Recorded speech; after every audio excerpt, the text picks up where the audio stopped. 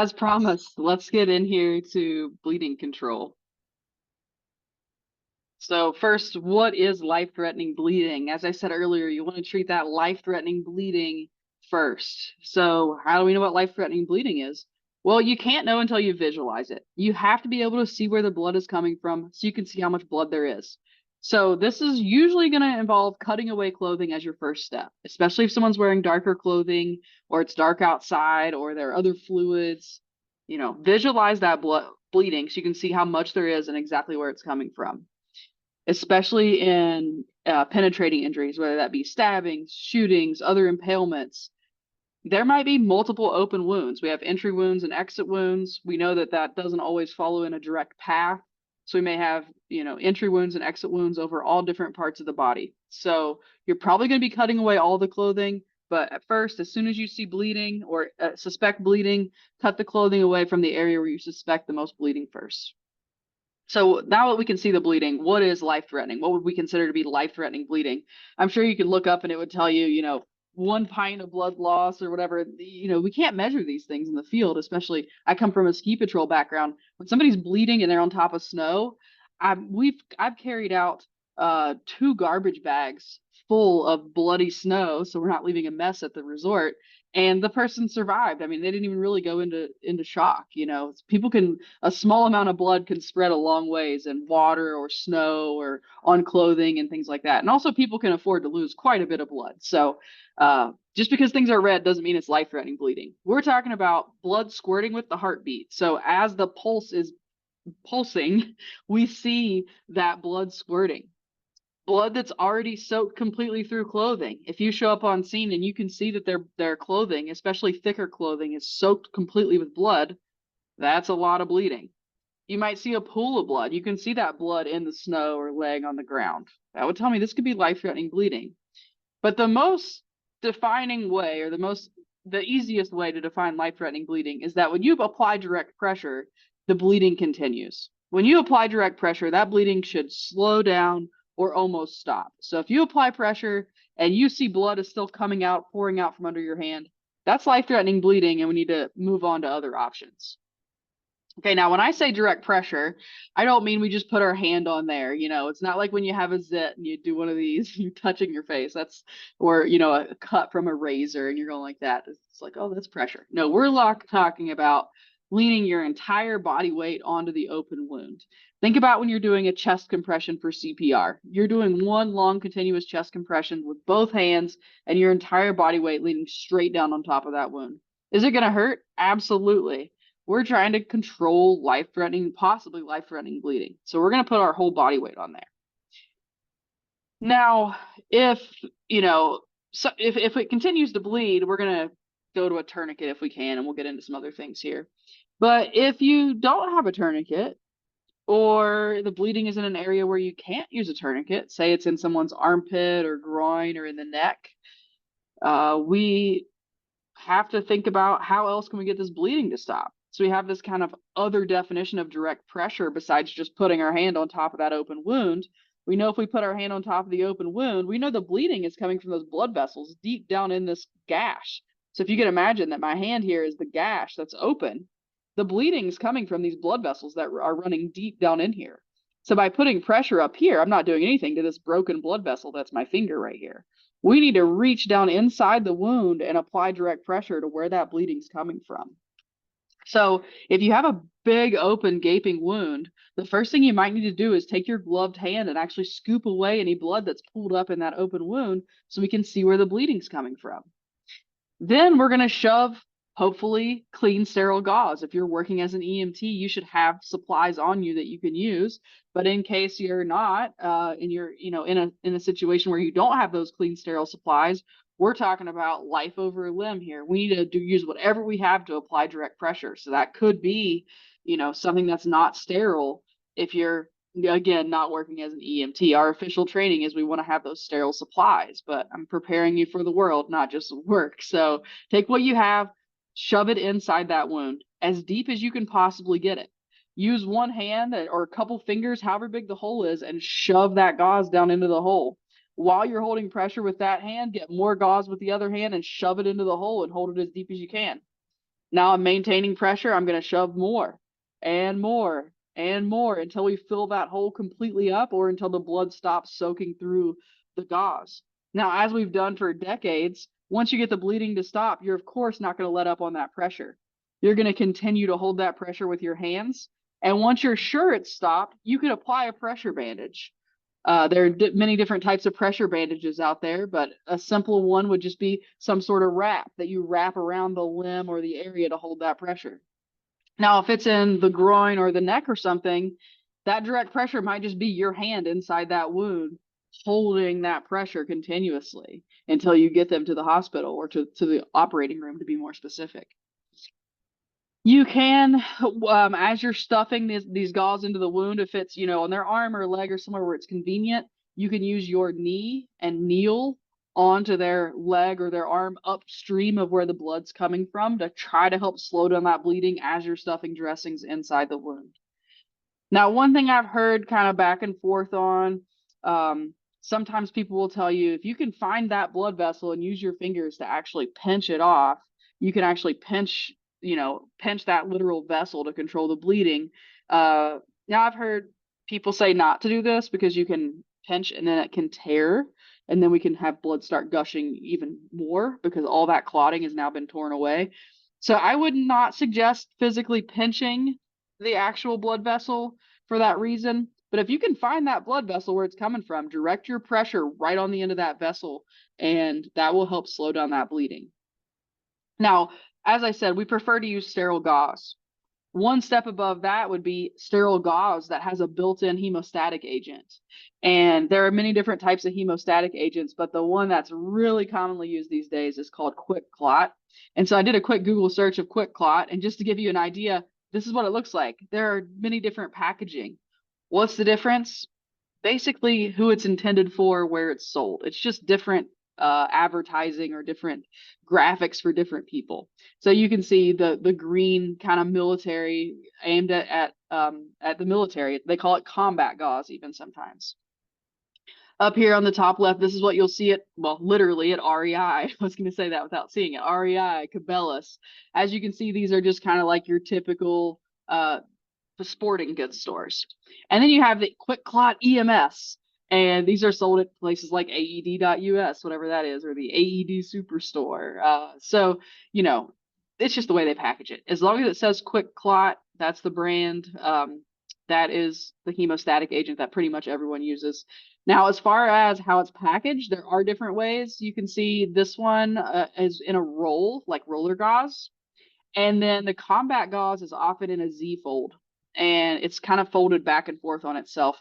The pricing on this is vastly different because it's really quick to have a machine just roll this up into a roll. We've been doing that for decades. But having it Z folded, it takes a little bit more of an intricate machine, or maybe there's a person doing it. I seriously doubt it, but they're having to fold it back on itself.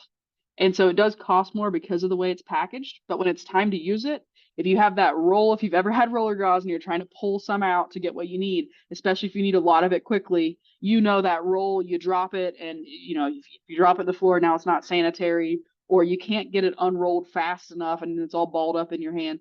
We need quick. Remember, we're using our hands and we're stuffing inside of a wound while one hand's holding pressure and the other hand shoving. So we don't have a hand free to hold that gauze while we pull it out.